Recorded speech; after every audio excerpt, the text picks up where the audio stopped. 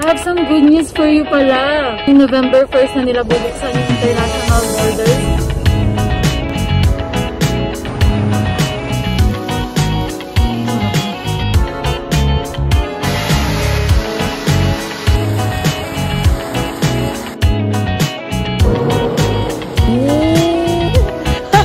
First time.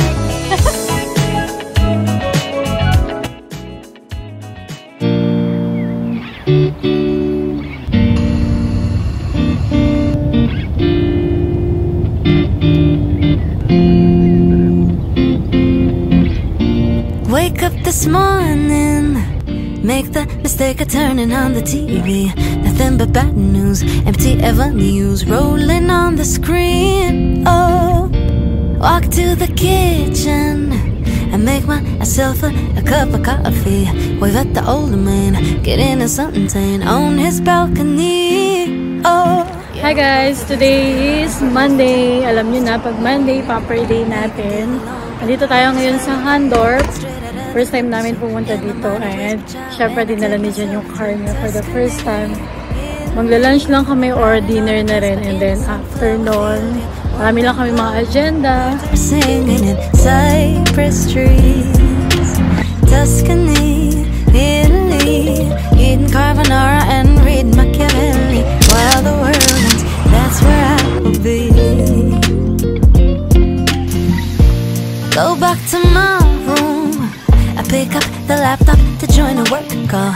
I don't think Karen knows that she's wearing her sweatshirt inside out. Oh, water on my plants, and I just might take a painting, read every book, then I'll learn to cook from videos online. Oh, yeah, we all have been stuck in our apartments for 2 months too long. We don't even get along, but the world just fell apart straight out of the blue. So in my mind I whisper ciao, and I take myself to Tuscany, Italy, riding on a Vespa in a sunflower field. Yeah, warm wind blowing and birds are singing in cypress trees. Guys, nandito kami ngayon sa OTR. Itatry natin yung Happy Wash na automatic. Bumili na kami ng ticket. Ang pinili namin is yung deluxe, worth $15 siya. Tapos, ayan. So kami mag-entry. Nakalagay dyan, please purchase a ticket before entering.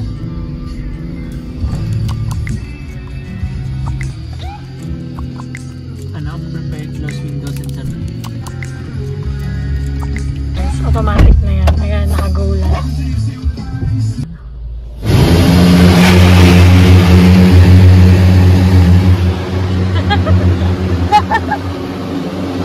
Nagulat ka? Forward daw, B.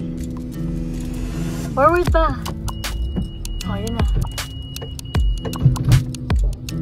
Ayan, yun na sa taas.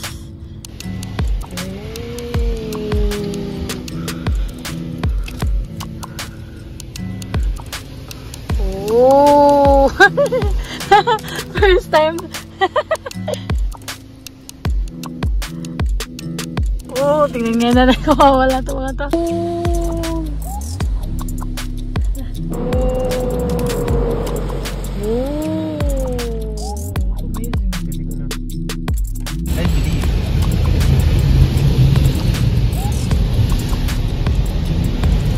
Deluxe eh.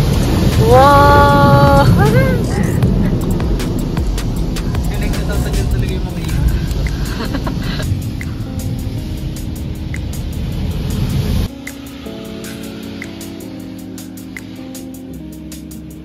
Smooth. Okay, next naman, vacuum. Itong vacuum guys, manual na yun. May $1, may $2. Ayun na guys yung result. Medyo basa-basa pa siya.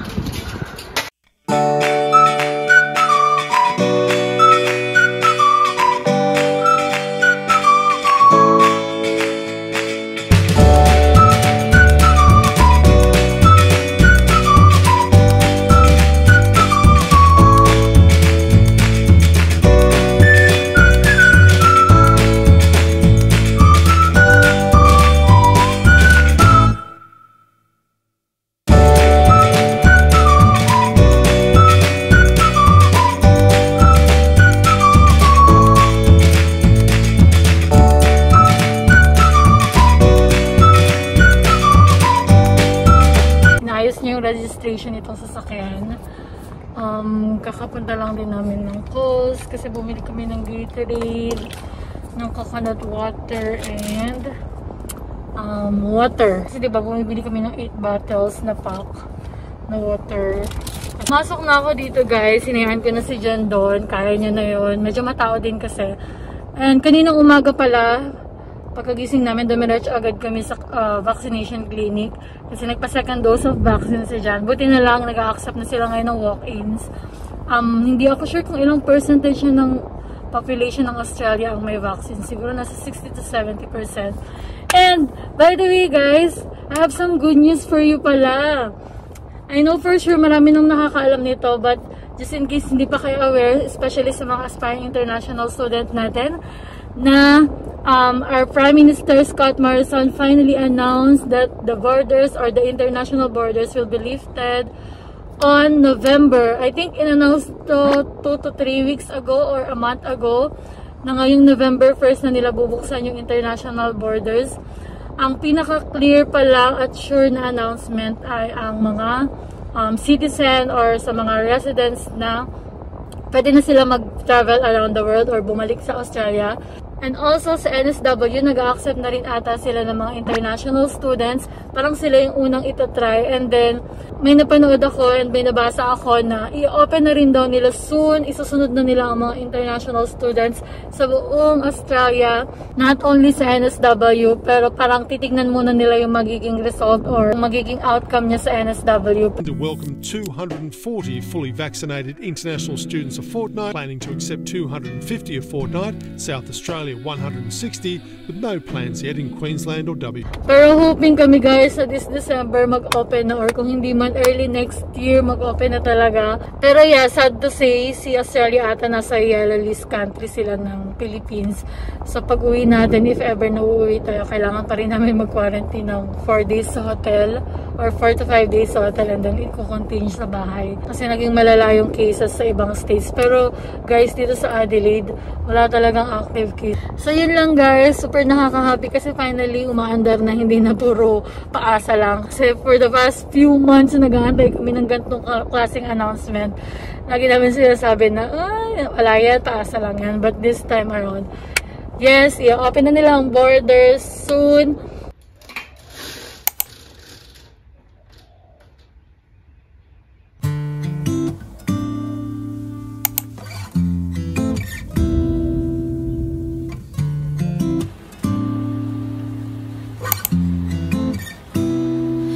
Used to get my head done, used to have my nails long, used to wearing makeup every day. Used to rush to work and have no time for fun, and spend half of my life on full highways. Then the world closed down, stuck inside this town, home with the family, all new reality. 4 walls and a door, nothing's like before, you and me and no distractions. So let's just keep it simple. There's so much we can do at home. Build a fort in the living room, have a pillow fight, grilled cheese in our bedroom. Look at stars and eyes, keep it simple. Disconnect the telephone, rip up all the calendars, cancel every plan, catch up on The Bachelor. We'll still laugh again the day we kept it simple. Always used to worry, always in a hurry, let all of the minutes just fly by. Focus on the wrong things, double tapping, scrolling, fall asleep while asking myself why. Then the world closed down, stuck inside this town, home with the family, on new reality. 4 walls and a door, nothing's like before, you and me and no distractions. So let's just keep it simple. There's so much we can do at home. Build a fort in the living room, have a pillow fight, grilled cheese in our bedroom. Look at stars and eyes. Disconnect the telephone.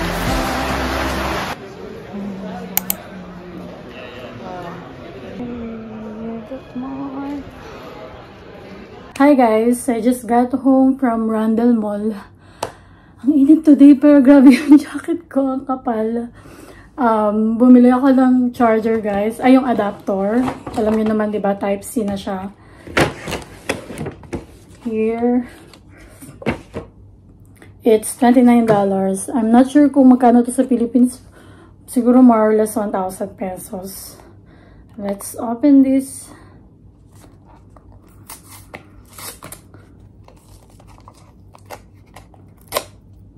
Ay, tama ba? Ay, mali yata. Ala, mali yung pag-open ko.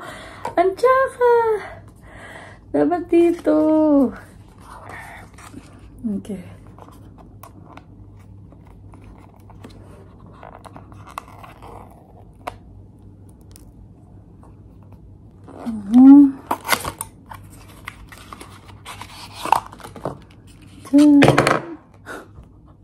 Ano ba yan? Ayan lang naman siya.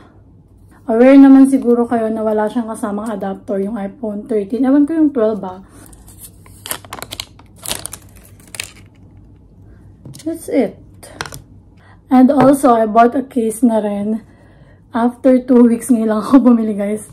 Nanghihinayan kasi ako, ang mahal. Pinakamura dito, $25. Hinihintay ko na lang yung in-order ko sa Shein. Sa Shein, guys, $2, $3 lang. I know, syempre, good quality kaya mahal. Pero hindi talaga ako mahilig sa mga expensive na case. But I really need to buy one kasi ang hirap. Feeling ko nagagasgasan siya kapag ilalapag ko lang. And then kapag nasa work ako, in case na madumi yung kamay ko, direct siyang dumidikit sa cellphone. Walang case, diba?